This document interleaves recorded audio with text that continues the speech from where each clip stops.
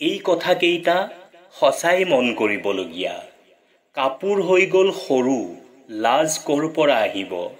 ৰুটি বেদ হৈ গ'ল, শক্তি ক'ৰ পৰা আহিব? ফুল হৈ গ'ল প্লাষ্টিকৰ, সুগন্ধ ক'ৰ পৰা আহিব? চেহেৰা হৈ গ'ল মেকআপৰ, ৰূপ ক'ত থাকিব? শিক্ষক হৈ গ'ল টিউচনৰ, বিদ্যা ক'ৰ পৰা আহিব? মানুহ হৈ গ'ল টকাৰ, দয়া ক'ৰ পৰা আহিব? বেয়াটো নিজৰ মাজত বিচাৰক আৰু ভালটো বিচাৰক সদায় আনৰ মাজত। এইটোৱে জীৱনৰ আচল উপাৰ্জন, যিটো আপোনাৰ লগত যাব। প্ৰেম এনেকুৱা এটা অনুভৱ যিয়ে মানুহক কেতিয়াও হাৰিব নিদিয়ে, আৰু ঘৃণা এনেকুৱা এটা অনুভৱ যিয়ে মানুহক কেতিয়াও জিকিব নিদিয়ে। যদি বুজিবলৈ চেষ্টা কৰোঁ, এডাল মমৰ দ্বাৰাই বুজিব পৰা যায় যে জীৱনত কোনো কাৰো আপোন নহয়, কাৰণ মমডালৰ ভিতৰত থকা সূতাডালেই গোটেই মমডাল জ্বলাই শেষ কৰি দিয়ে। গীতাত কোৱা হৈছে যে ধনতকৈ জ্ঞান অধিক উত্তম, কাৰণ ধনক আপুনি ৰক্ষা কৰিব লাগে, কিন্তু জ্ঞানে আপোনাক ৰক্ষা কৰে। কষ্ট আৰু ভাল পোৱা কেতিয়াও আনৰ আগত প্ৰকাশ নকৰিব, কিয়নো কষ্ট প্ৰকাশ কৰিলে হাঁহিৰ পাত্ৰ হ'ব আৰু ভাল পোৱা প্ৰকাশ কৰিলে অৱহেলাৰ পাত্ৰ হ'ব। পৃথিৱীত মানুহেই একমাত্ৰ প্ৰাণী যি কেতিয়াও সন্তুষ্ট নহয়। কোনোবাই দুখত থাকিলে আঁতৰি যায় আৰু কোনোবাই উন্নতি কৰিলে জ্বলে। ঠেক মনৰ মানুহেহে আনক সমালোচনা কৰে, ভাল মনৰ মানুহেতো সদায় আনৰ ভাল হোৱাটো বিচাৰে।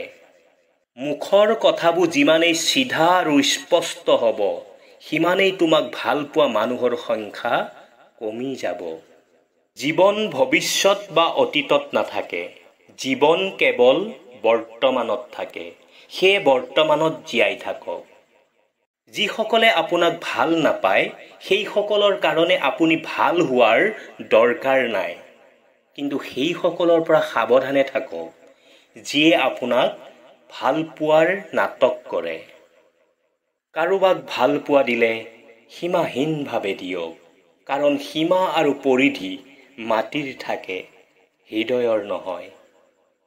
প্ৰেমে এদিন মৃত্যুক ক'লে, মোক সকলোৱে বিচাৰে, তোমাক কিয় বেয়া পায়? মৃত্যুৱে ক'লে, তুমি দুমুখীয়া আৰু মই সত্য। সত্য সদায় বিষৰ দৰে লাগে। হিচাপ নিকাচৰ প্ৰকৃত মূল্য কোনে লগাই জানে? ওপৰৱালাই। সকলোকে খালী হাতে পঠায় আৰু খালী হাতে মাতি লৈ যায়। জীৱনত লগ পোৱা কিছুমান মানুহ চকু পানীৰ দৰে, গমেই পোৱা নাযায় লগহে দিছে নে এৰিছে। চকুৱে মাত্ৰ আমাক দৃষ্টিহে দিছে, আমি কাক কেনেদৰে চাওঁ এইটো আমাৰ ভাৱনাৰ ওপৰত নিৰ্ভৰ কৰে। বিশ্বাস বাঢ়িবৰ বাবে বহু সময় লয়, কিন্তু ভাঙিবৰ বাবে এটা সংঘাতেই যথেষ্ট। ধনীসকলৰ মুখত প্ৰায় হাঁহি নাথাকে আৰু দুখীয়াসকলৰ মুখত কেতিয়াও ভাগৰ নাথাকে। হাঁহিয়ে সকলো কিনিব পৰা যায়, কিন্তু হাঁহি কাৰো গোলাম নহয়।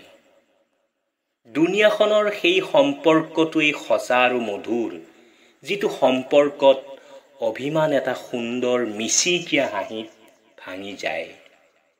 এটা সময় আছিল, যিটো সময়ত ফটো ব্লেক এণ্ড হোৱাইট আছিল আৰু জীৱনটো আছিল ৰঙীন। কিন্তু আজি যদিও ফটো ৰঙীন হ'ল, জীৱনটোৰ বহু ঠাইত যেন ব্লেক এণ্ড হোৱাইট হৈ গৈছে।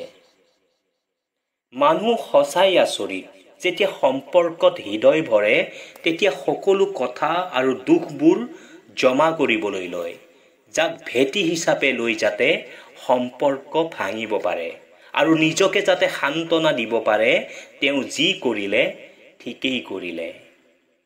কিছুমান মানুহে ভৰসা কৰি কান্দে আৰু কিছুমান মানুহে ভৰসা পাবলৈ কান্দে। এই 9টা কাম যদি আপোনাৰ জীৱনত আপুনি কৰিব পাৰে, তেতিয়াহ'লে আপুনি বেলেগতকৈ বহুত বেলেগ হৈ পৰিব। 1. নিজৰ ওপৰত বিশ্বাস ৰাখক। 2. নিজৰ শক্তিৰ সম্পূৰ্ণ ব্যৱহাৰ কৰক। 3. বেছি নাভাবিব, ভৱিষ্যতৰ পৰিকল্পনাৰ কথা কাকো নক'ব। 5. সদায় শিকিবলৈ আগ্ৰহী হওক। 6. সৎ মানুহৰ লগত সংগ লওক। 7. আনৰ বেকাৰ পৰামৰ্শ নল'ব। 8. নিজৰ ভুলবোৰ স্বীকাৰ কৰক। 9. জীৱনটোক ঝাৰু দিয়াৰ দৰে চিকচিকীয়া কৰি তোলক। কাৰোবাৰ পচন্দ হোৱাটো খুব সহজ, কিন্তু চিৰজীৱন তেওঁৰ পচন্দ হৈ থকাটো খুব কঠিন। অভিনয় আৰু ৰং সলনি কৰা বেপাৰত মানুহ অতুলনীয়। তেজ পিয়াইও লাজ পায় মানুহৰ ৰং সলনি হোৱা দেখি। ভদ্ৰতা এবাৰ দুবাৰ তিনিবাৰ দেখাব, তাৰ ওপৰত যেতিয়া দেখাব মানুহে আপোনাৰ ভদ্ৰতাক দুৰ্বলতা বুলি আঘাত কৰিবলৈ আৰম্ভ কৰিব, তেতিয়া আপোনাৰ ভদ্ৰতাক পকেটত ৰাখি তেওঁ ভাষাৰে উত্তৰ দিয়ক। আমি এনে এখন সমাজত বাস কৰোঁ য'ত উপদেশ দিবলৈ হাজাৰজন আছে, কিন্তু বিপদৰ সময়ত কাষত থকা লোক এজনো নাই। অৱহেলাই য'ত ৰাজত্ব কৰে, ভালপোৱা তাত মূল্যহীন হৈ পৰে। এইখন স্বাৰ্থপৰ পৃথিৱীত মানুহৰ ইগ' থকাটো জৰুৰী, কিন্তু ভালপোৱা আৰু বন্ধুত্বৰ ক্ষেত্ৰত নহয়। ছোৱালীবোৰে প্ৰতিটো সময়তে সত্য কথাই পচন্দ কৰে, কিন্তু তেওঁলোকে বিশ্বাস কৰে মিছা কোৱাজনকহে। আপুনি যিমান বেছি কাৰোবাৰ প্ৰতি আসক্ত হৈ থাকিব, সেইজনে সিমান বেছি আপোনাক কষ্ট দিব। এইটোৱেই বাস্তৱ। শিক্ষা কেৱল কিতাপতেই পোৱা নাযায়। বহু সময়ত কিছুমান মানুহে নিবিচৰাকৈয়ে বহুত শিক্ষা দি যায়। পৃথিৱীৰ সকলোতকৈ দুৰ্বল স্থান হ'ল মানুহৰ মন, আৰু সকলোতকৈ দুৰ্বল অস্ত্ৰ হ'ল ভালপোৱা। জীৱনত সুখী হ'বলৈ যদি বিচাৰিছে, তেন্তে স্বাৰ্থপৰ হৈ যাওক। চাব, জীৱনত অনেক সুখত আছে। এটা কথা কি জানে? ধৈৰ্য সকলোতকৈ তিতা, কিন্তু ইয়াৰ ফল বৰ মিঠা।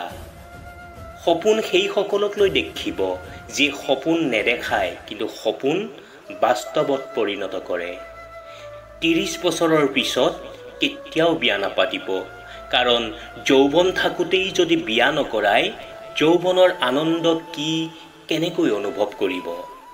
যৌৱন এবাৰেই আহে, সেইবাবে পাৰিলে 30ৰ আগতেই বিয়া পাতক। টকাৰ ঋণ পৰিশোধ কৰিব পাৰি, কিন্তু দুঃসময়ত যি কাষত থাকে তেওঁ ঋণ কেতিয়াও পৰিশোধ কৰিব নোৱাৰি।